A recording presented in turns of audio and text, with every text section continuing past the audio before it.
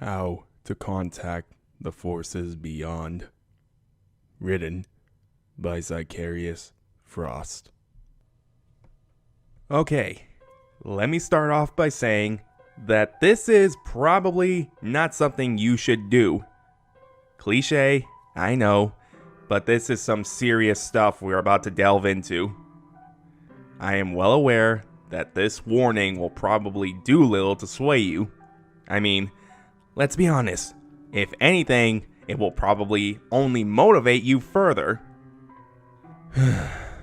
At the end of the day, you're going to do whatever it is you are going to do.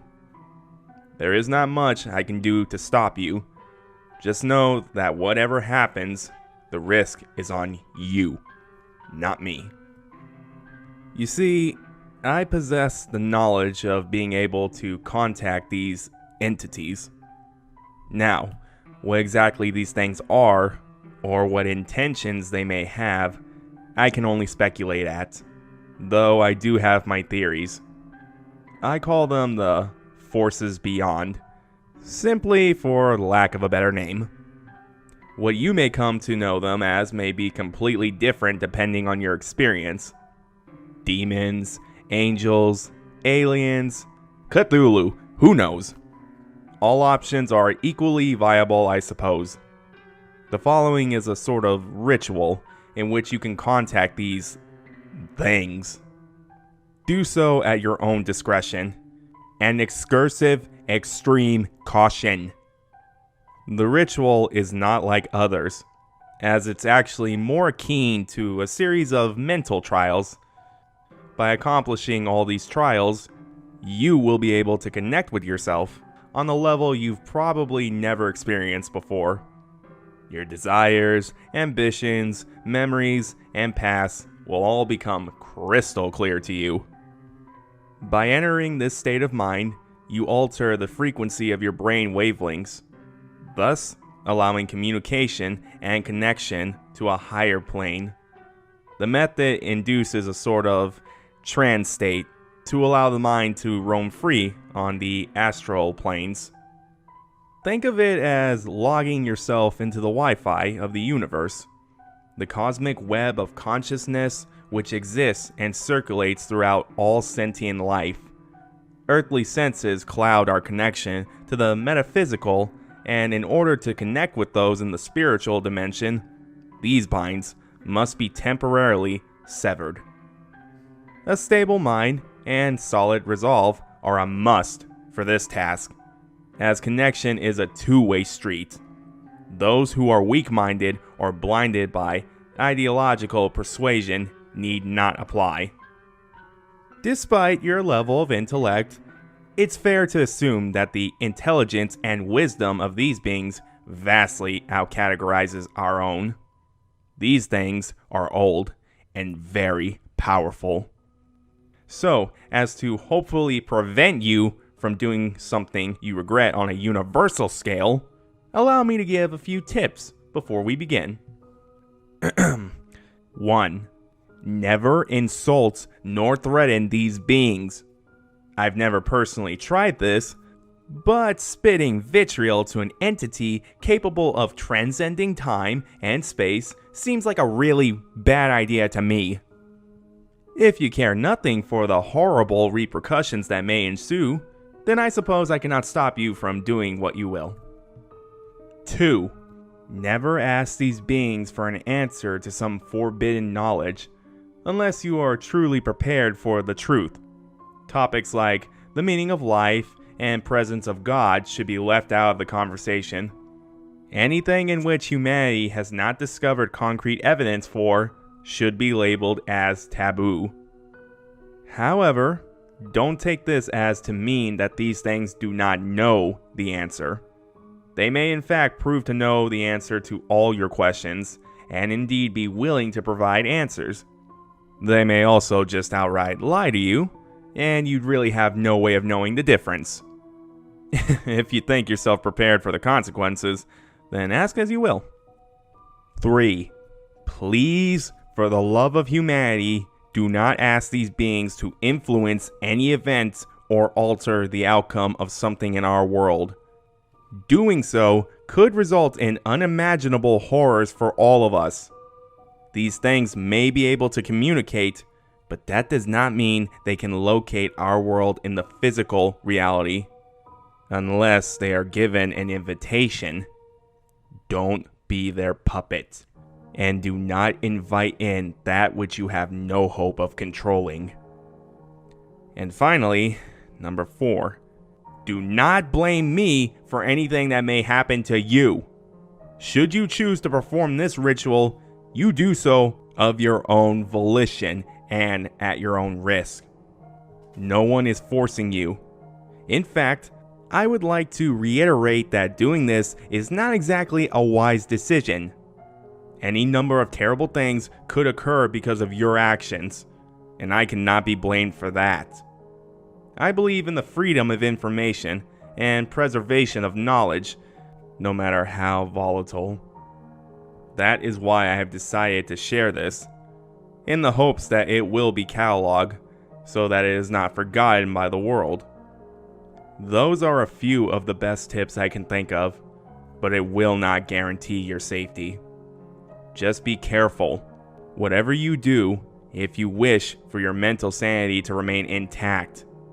This is the best advice I can give to you. Whatever else may happen is completely up to speculation. So, without further ado, let's begin. Unlike most rituals, you need no special mediums nor sacred tomes for this ritual. You don't need to travel to any graveyard, nor chant any ancient echolosion incantations. You need only your mind and the powers to contain within. That and a single item of your choice. This item can be anything, but should be something which holds great personal significance to you. A book, photo, or old childhood stuffed animal are some of the more common choices. This item is to be your anchor, and will tether you to the physical world. We don't want you to get lost after all. To begin the process, I suggest you find somewhere comfortable, such as your bed or a couch, anywhere that's comfy and familiar to you. It also would behoove you to find a quiet place where you are able to easily focus and avoid earthly distractions. If you have access to a sensory deprivation tank, that may prove the best means of meditation. Keep all electronics deactivated and unable to interrupt the process. I would also advise that you tell someone close by what you are trying to do, just in case of any complications that may arise. I suggest that they remain by your side, in the event of something going wrong. Lay back on your place of choice and cradle the item you have chosen on your chest. Close your eyes, remain lying down with your eyes closed, and let your mind wander. Relax, and let your imagination take hold. Begin by laying and putting yourself into a deeply relaxed state. It is important that you remain motionless for this entire process, which may be the most difficult part. It is recommended that you practice this process first to be able to more easily perform it. It is also important that you remain conscious and fully cognizant. So, no stimulant narcotics allowed. After laying motionless for extended periods of time, you will notice that it does get easier with the more experience you have. Once you are comfortable and confident in your ability to remain motionless, focus on your mind. Sit back and just try to think of nothing in particular. Usually for me, I began to picture space and the cosmos. I found this is the easiest method to lose yourself in thought. Allow your imagination to take hold. Watch as the galaxies and supernovas dance within the confines of your mind. Stars and other celestial bodies zoom past you at impossible speeds. The magnificent cosmic canvas glows with beautiful shades of red and white burning beacons. Once you are good and lost in your thoughts, proceed. I want you to now picture yourself as seen only through your eyes. Open yourself up and expose all of your flaws to your mind. Think upon your fear. Think of what it is you fear most and attempt to conjure a solid image in your thoughts. Whether it be a person, place, idea, whatever it is that absolutely petrifies you to the core. Think deeply upon it and let it form within the blackened void of your mind. Focus all your mind on what it is you fear the most, and then abandon it. Convince yourself that what you fear is nothing more than a construct of your mind.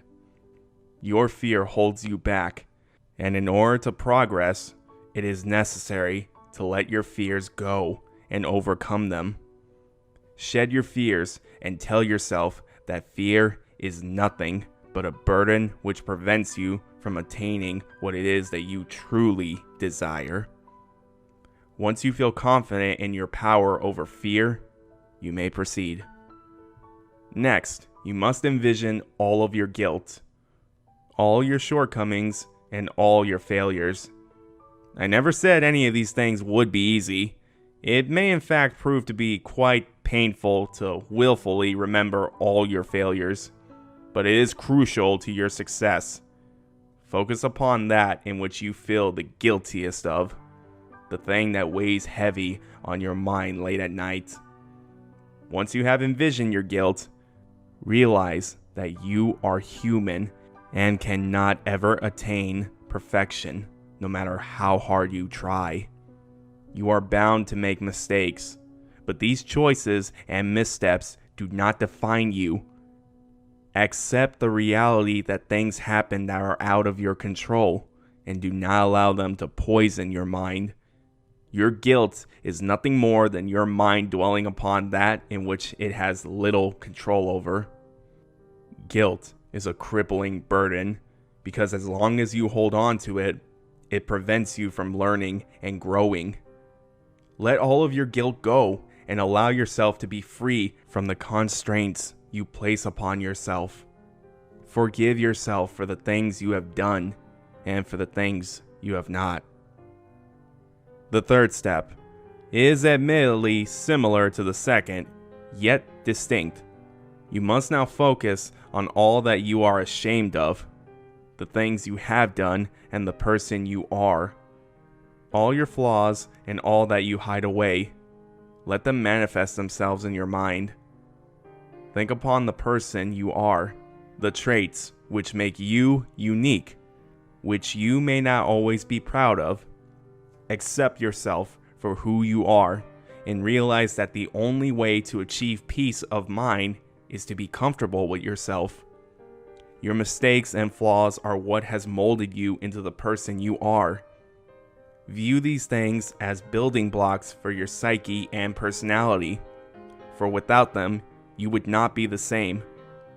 Acquiring balance of your emotions is key to succeeding in this trial. The next portion focuses on grief.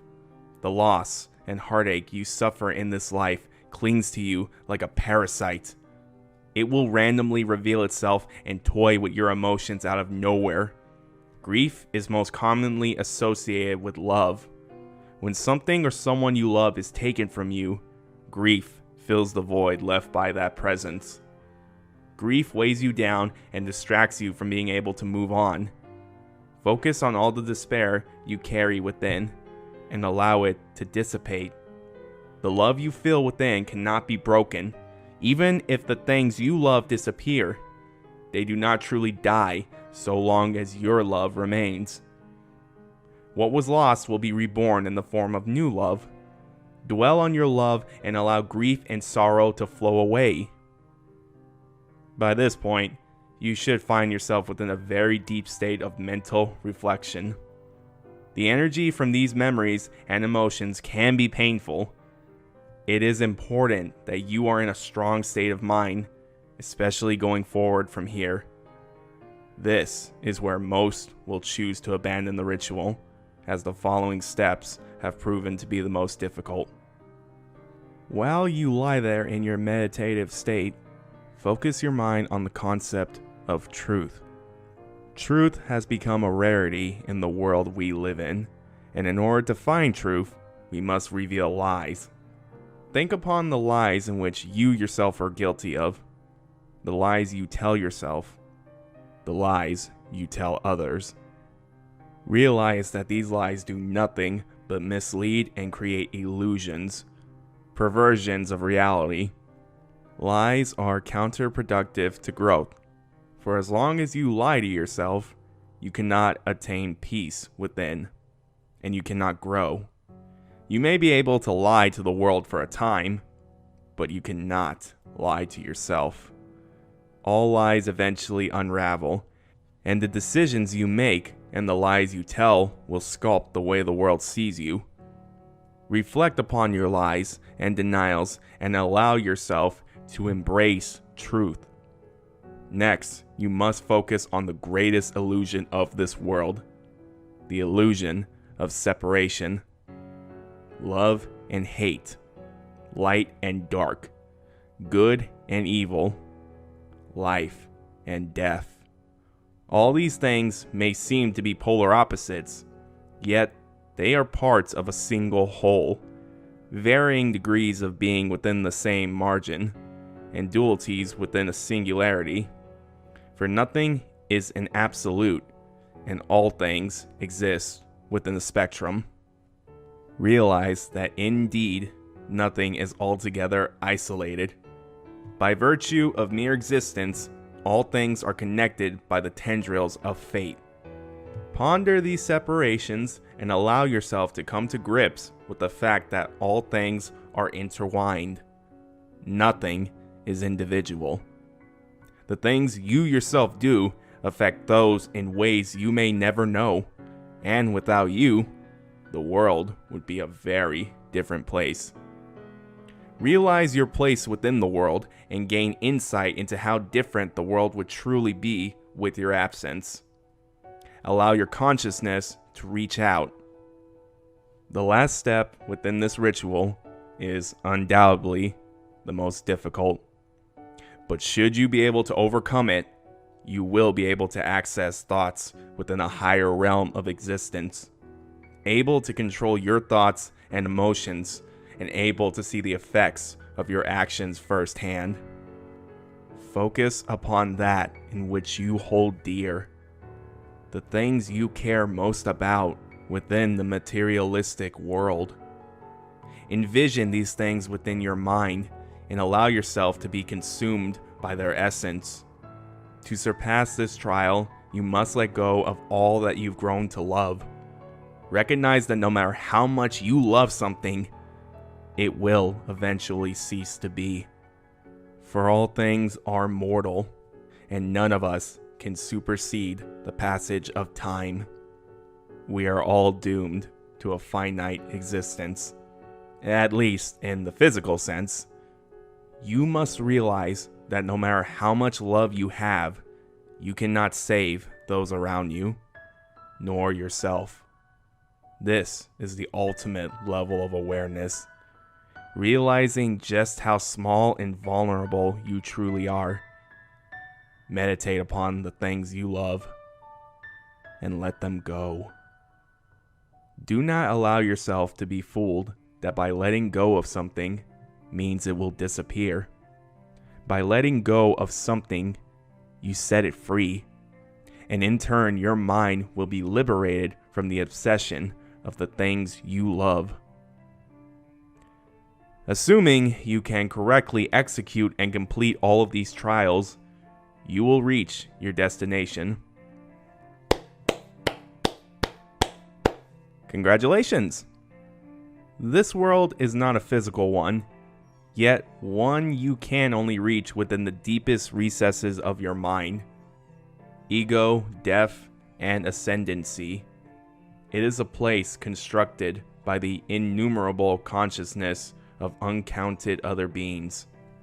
All living things contribute to it, whether they know it or not. I call this place the dreamscape. There is really nothing I can say to accurately describe it, as there is truly no place like it. It's somewhere between the line of life and death. Purgatory, if you will. You are not dead, nor are you entirely alive. You have simply transcended beyond those concepts entirely. You do not need sleep, yet you are not fully awake. You can see this place clearly, but its image and landscapes seem to alter regularly before your very mind. This place will seem alien in nature to you, yet comforting as well. It may seem too grand and monumental to be possible, but it is, because you and others like you have envisioned it. The law of attraction and equilibrium of the mind. This place is a threshold, a place where one can access the consciousness which surrounds every sentient life form in the universe, living or dead. It is here in which you will find the presence of the aforementioned forces beyond. You need not call out to them, for they will find you, so long as you're ready and willing to communicate. Enjoy your stay, but do not remain for too long, lest you risk becoming lost. What happens next cannot be foretold here, for I cannot accurately predict what exactly will transpire. Your interactions will be solely up to you and them. I've given you all the information I can on this subject. If you wish to know more, then you know what to do. Again, I must emphasize one last time that if you are weak-minded, disturbed, or otherwise mentally unstable, then this process is not for you. Trust me, you will not enjoy the results if you are not prepared. But for those of you who are thrill seekers and knowledge addicts, you have the tools to begin your journey. Good luck, and may you find the answers you have been searching for.